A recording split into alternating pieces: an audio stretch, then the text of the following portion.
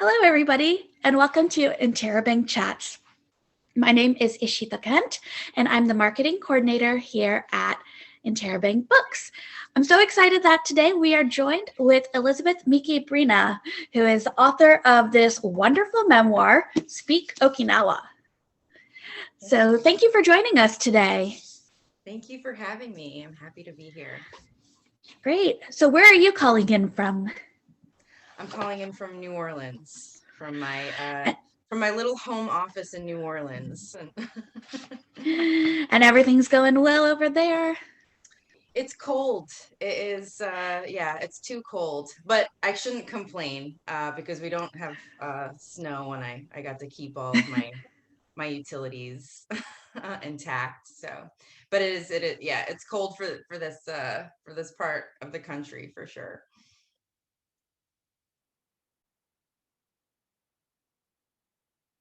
Oh no, I think your screen froze.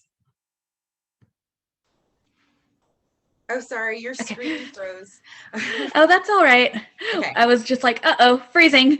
All right, Okay. so let's talk about the memoir. So, Yes. Speak Okinawa. What Mhm. kind of gave you the motivation to start in and write this memoir? It's deeply personal and Yeah. Yeah, I mean, it's definitely a book that I needed to write for a long time. Even before I knew I needed to write it, right? mm-hmm. And so it was building in me for a while. And the catalyst for it, though, the immediate catalyst was my mother's baptism, and which I write about in the book. And she had just joined this church that was it's called the Rochester Japanese Christian Congregation. Mm-hmm. And I I didn't know anything about this church before I attended her baptism. I just knew that they were Japanese and they were Christian.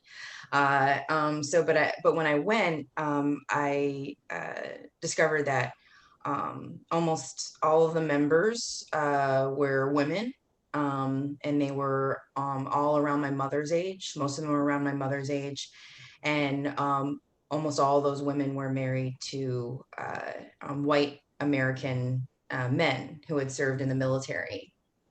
And so that's when Wow. it was like, yeah, it was like a very like huge epiphany, because I had always thought of like their situation as very isolated and very unique, because I'd never seen other people like that.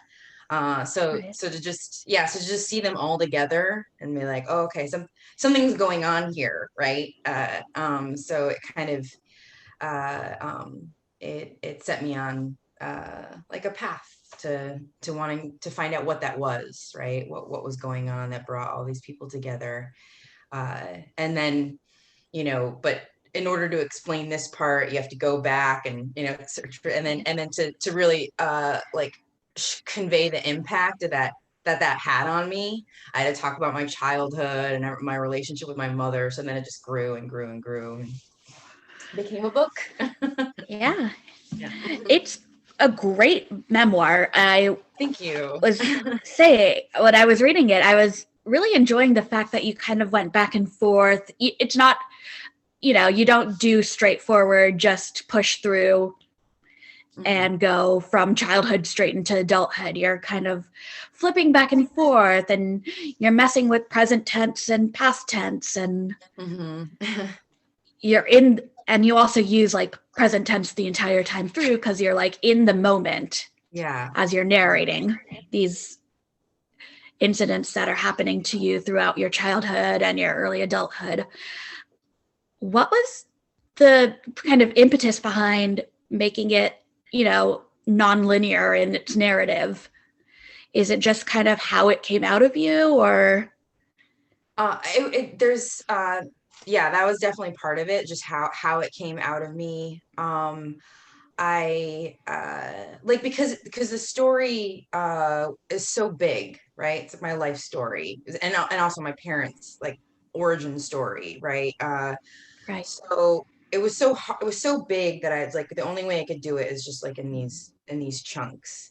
And I kind of a lot of it was structured just on like how I was remembering it, right? Like how um and then what that memory led to, right? Like what questions that it led to. But the present tense was really important to me because it really allowed me to like get in the moment, right? And really just sit there and be in it. And then and I used past tense just because when I was it's like, you know, we use these tools, right? And in order to say the things that we need to say. But the past tense was like, okay, well, I'm not right. I'm not in the moment anymore. I'm like me now, looking back, right? Right. And trying to reflect and make sense of what happened. So yeah, I think it was a lot of it. Just okay, right now I can only concentrate on this aspect of what I'm talking about of my childhood, right? And then we'll move on to something else later. So that's how I approached it. Mhm. Yeah. And then you touched base with the whole, you didn't think that people had the same experience as you with, you know, an American father or a white American father and a Japanese mother. And then you came to this church and all of these women were married. So Yeah. talk a little bit more about that feeling of isolation and then learning kind of how it you weren't so alone in the world and how that Mhm. affected, you know, the way you viewed kind of your outlook. Yeah.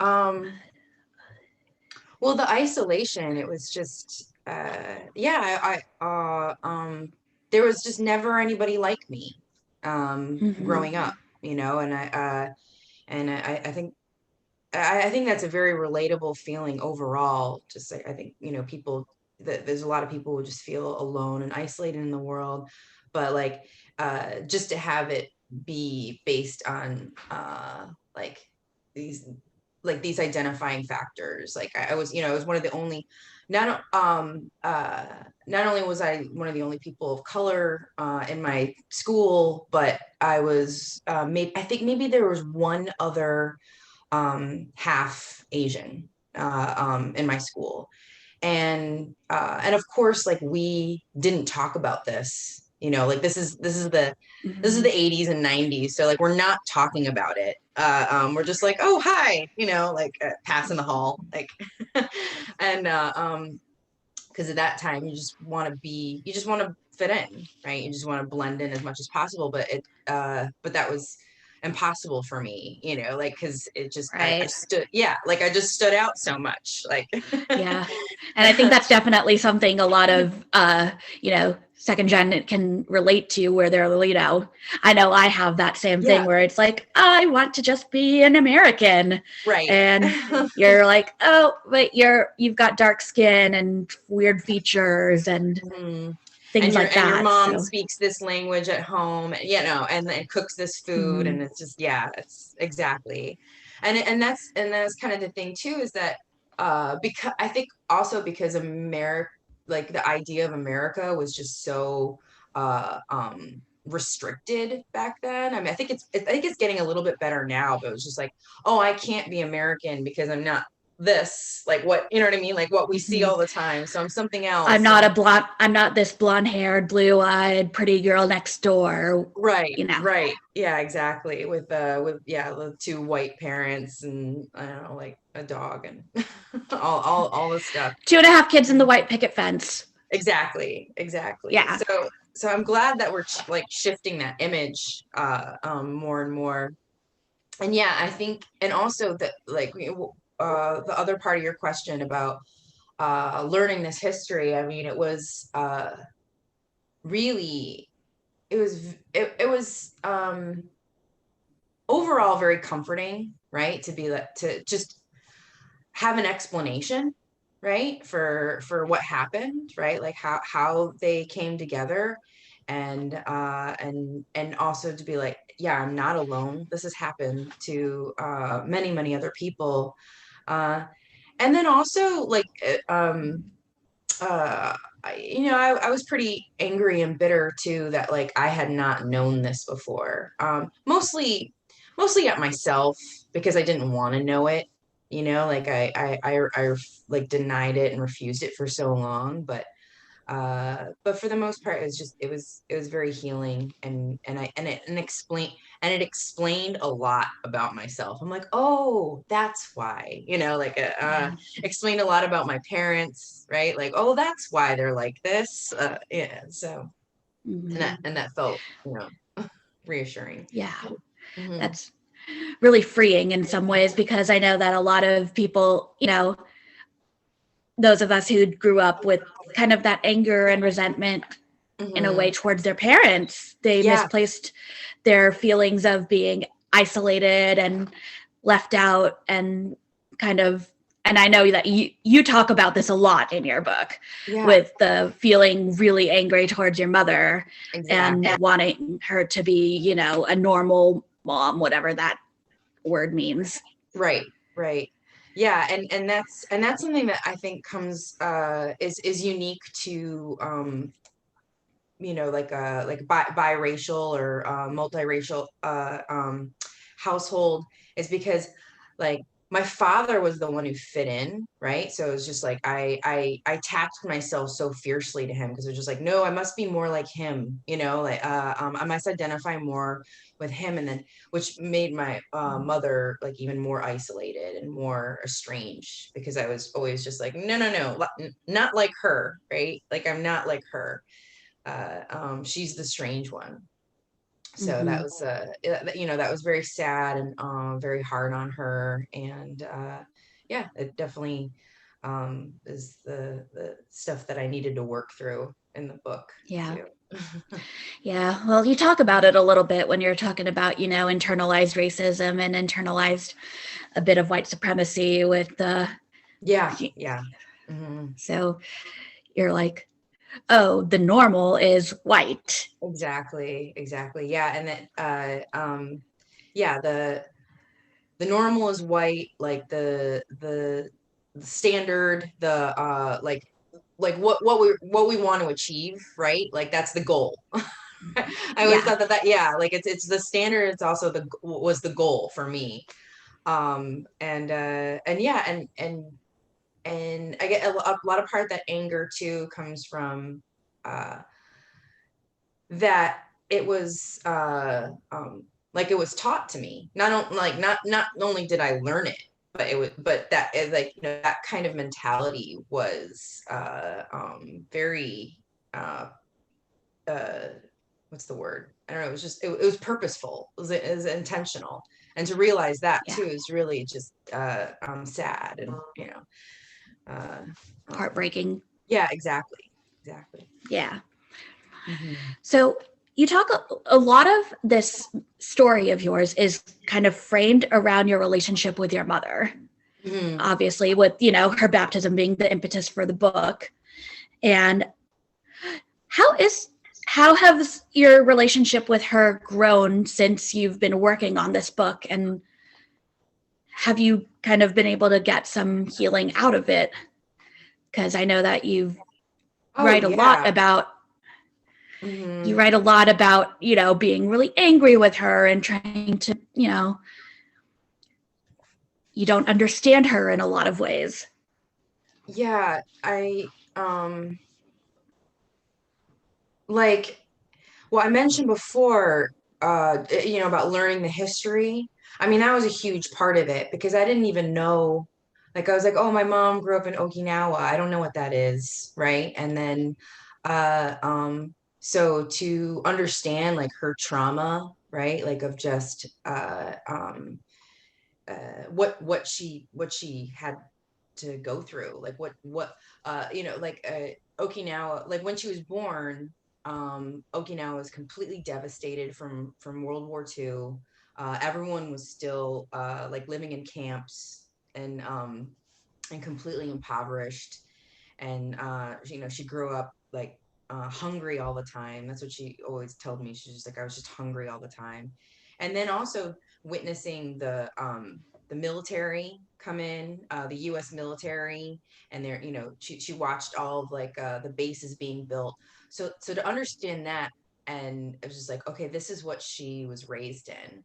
And so that helped me understand, like, okay, that's why she's so sad all the time, like that's why, like, she has a lot of trauma, and her ways of coping with the trauma are like the only way that she knew how, which was through drinking. So that helped me just understand her and forgive her, even though there's like nothing to forgive, right? But like just that feeling of like, okay, now I know why you were dealing with your pain in this way. And then also just like, because I wanted to get her firsthand perspective, I had to ask her all these questions about her life. And then that's like, we got to talking, like it was that at first there's a lot more forced, right? Like they're like, just I had these questions to ask, and then she answered them, but then it just evolved to, we just talk and we understand each other. We have like a kind of like a coded language together, right? Just from all the like, having to, because we don't speak the same language, right? I mean, we she speaks English like very well, but there's still that kind of mistranslation, right? Mm-hmm. But having to practice at working around that, and like explaining ourselves to each other, like we developed this kind of shorthand. And yeah, and I feel yeah, it's great. I feel close to her, she's my mom. So Yeah. mhm. And that's nice to develop that after everything with where we were talking earlier with all the anger you went through in the Yeah. childhood. Oh yeah. Yeah, that's definitely, I feel good. Yeah. Yes. That takes a toll on you, for and I didn't realize that how much it did, right? Until we repaired our Mm-hmm. relationship. And then I was like, this is better. Yes. Mhm. And then with your dad, how are things with him these days? And is it still kind of weird knowing like, oh, I sort of used you as my hero, even though you Yeah. weren't a perfect parent? Yeah. I mean, it got rough for a couple years. I mean, this also was like, it's just strange how this works out, right? Because I'm like finishing this book, and it's like, and I'm discovering all these things, right? Like about like how I perceived my father, and then he's coming down his pedestal like at the same time that all this like the Trump madness, right, is happening, and like Mm-hmm. and so it's like, I felt like what was kind of going on in the world was also happening with my family, where it's just like, I was very, very angry at him, right? Like I was, uh, some of it was residual, and some of it was just like, why do you still believe these things, right?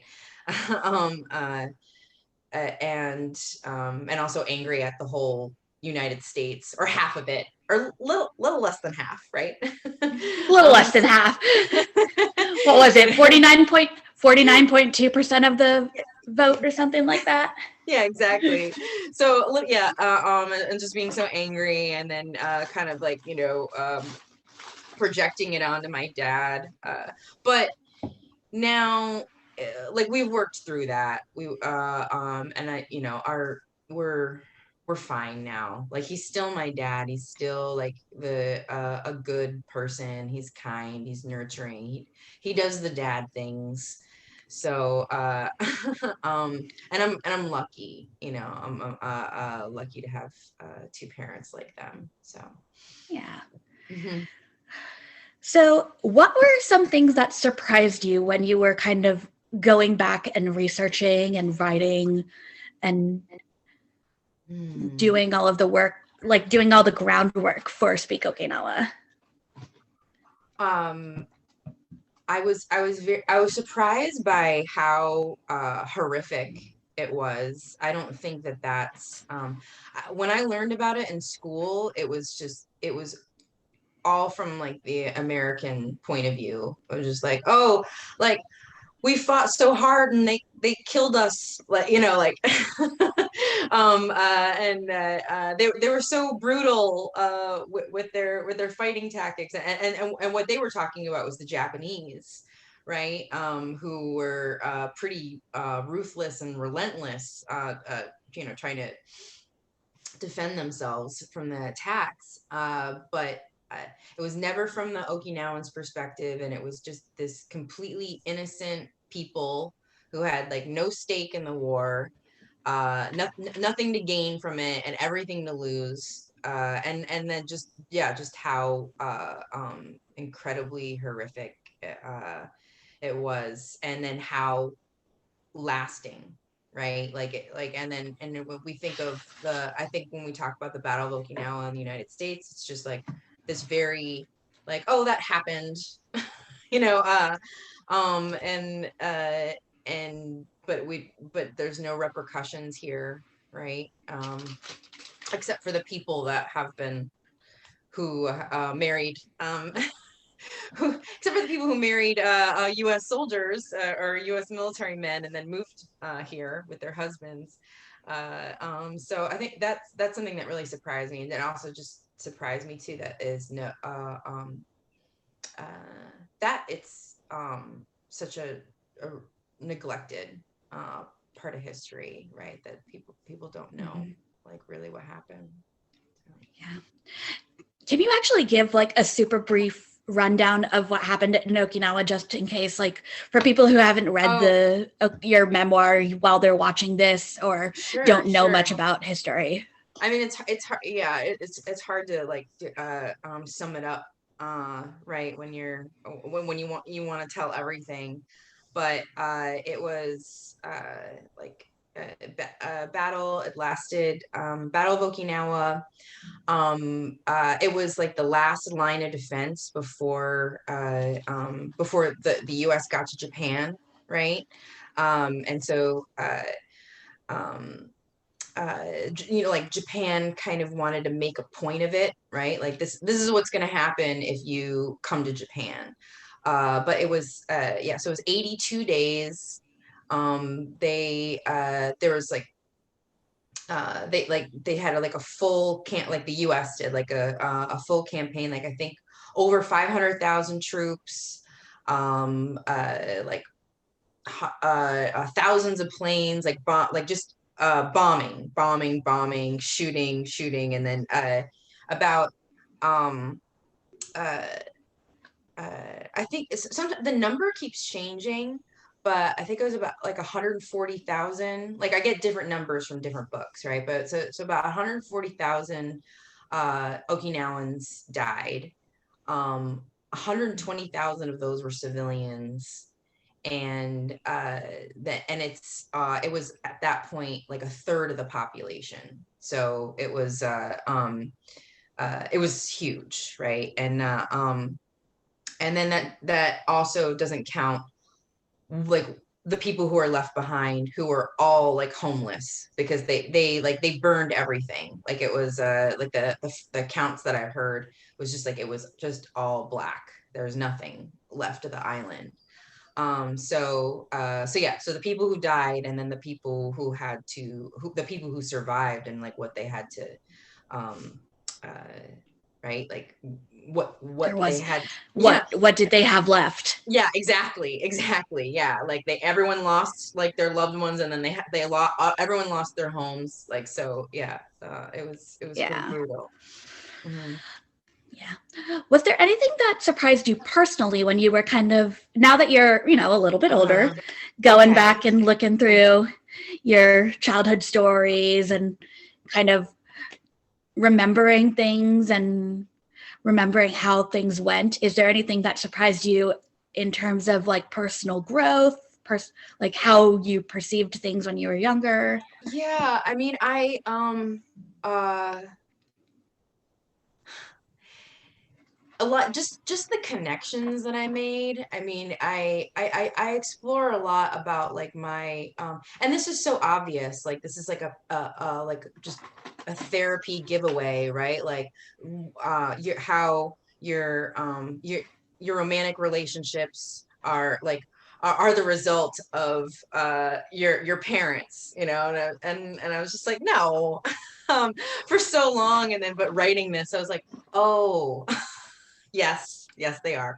And then I don't know. It's just, I guess it's different when you're doing the work yourself, right? And you're discovering it. But yeah, I think just like I had a really I was yeah, like I was it's all in the book anyway, but yeah, Yeah. like very, very promiscuous, right? Like I was definitely like seeking um like lots of attention, lots of like physical attention, and also this feeling of inferiority too, and thinking like, oh, that's how I'm worthy, like that's how I'll get Mm-hmm. my worth, right?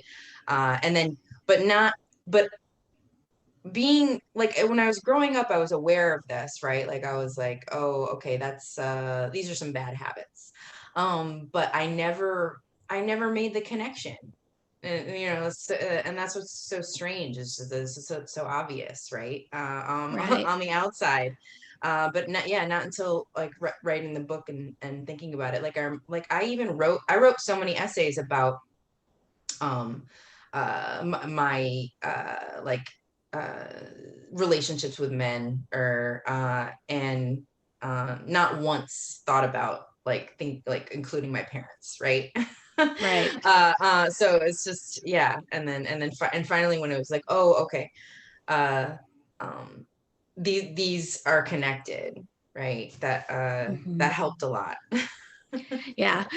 So the book Mhm. was therapeutic in a lot of ways. Oh yeah, yeah. I mean, that's right. Well, like what therapy is, right? It's like processing and talking, and it's kind of like Hmm. you're doing that, except to a computer screen or a notepad. Yeah. It's Hmm. CBT, but written down. Yeah, yeah, yeah. And I know that like that's supposed to be, you're not supposed to make your writing your therapy, right? But I think also part of what is healing too is that when so I write about these painful experiences, but like what I is feels redemptive is that I can make it look pretty, right? Like Yeah. like I can still make a really nice sentence out of that, right? Right. And that's healing too. It's just like, okay, well, like maybe it was all worth it because I made this, you know. Yeah. Kind of thing. And I mean, is it really a memoir if you don't like get some therapy out of it? Right. Yeah. I sure I sure hope that's like one of the like criterion, right? Like Yeah. uh, a memoir is also therapy. Yes. Hmm. And I will also mention this as a side note. You do talk about a lot of, you were saying like you like building sentences and you like making things look pretty. Um do you think that like having an almost novelization of your life is how you kind of approached writing this memoir more Yeah, than? yeah. I mean, I think it was no, that's part of it, is like I think I always uh when I'm experiencing something, I am also kind of removed and think like, well, how am I going to remember it? How would I write this, right? And it does yeah, I think I the novelization of my life, because if you it just helps you, I feel like it helps me make sense of it, right? Like, where because like the world is chaos, like life is chaos, right? And if you can like give it a structure and like, you know, things that you've been through, like a structure, like and an arc, if you can find some sort of arc in it and meaning out of it, then it's just yeah, it feels less confusing, right? Like there's you know, you can make some sort of order to it, right? So Yeah, for sure. mm-hmm. What were some other things that like surprised you slash, you know, weren't expecting them out of writing as you kind of got through the book? Weren't expecting them out of writing. Yeah, I mean, like a lot, like a lot. There, I'm trying to think of like some specifically, because there was a lot where it's like, oh, I wouldn't have gone there unless I was writing it, right? Mm-hmm. But I there, you know, there's a chapter where it's about my trip to Japan with my parents. And at first it was just supposed to be just the trip, like the present day trip, or whatever it was back then. Um, but it was just like missing something, like just as a story, it was missing something to me. Like there was something like it just didn't have like just kind of depth to it that I wanted. And so then I decided that I was going to try to recreate my parents' honeymoon, because it was supposed to be our their second honeymoon that I was going with them. Um, and I was supposed to go with my fiance, but that didn't happen. So there was like a lot of you know, I mean, there was a heartbreak, and then, but I'm also experiencing this trip with my parents. They hadn't been back to Japan in 40 years, so it was huge. And I think unless I was writing it, I don't think I would have taken it there, right? Like this, and the speculation of just trying to recreate my parents' first honeymoon, um, it like it helped me get to know them, like because and I, you know, and it's not, it's imagined, right? A lot of Right. it is, I mean, a lot of it is from asking them questions, right? Like a lot of it is like a lot of it happened, right? But I couldn't, you know, I had to fill in a lot of the gaps just based on what I know of them now, and like how I imagined them to be when they were young. So, but it, yeah, it helped me um, uh, uh, empathize, right? Yeah. All right. Well, do you have any final thoughts on Speak Okinawa and what this book's meant to you, and what it's how excited are you to put this out in the world next week? I'm very, very excited. I yeah, it's a dream come true, right? And it's my life.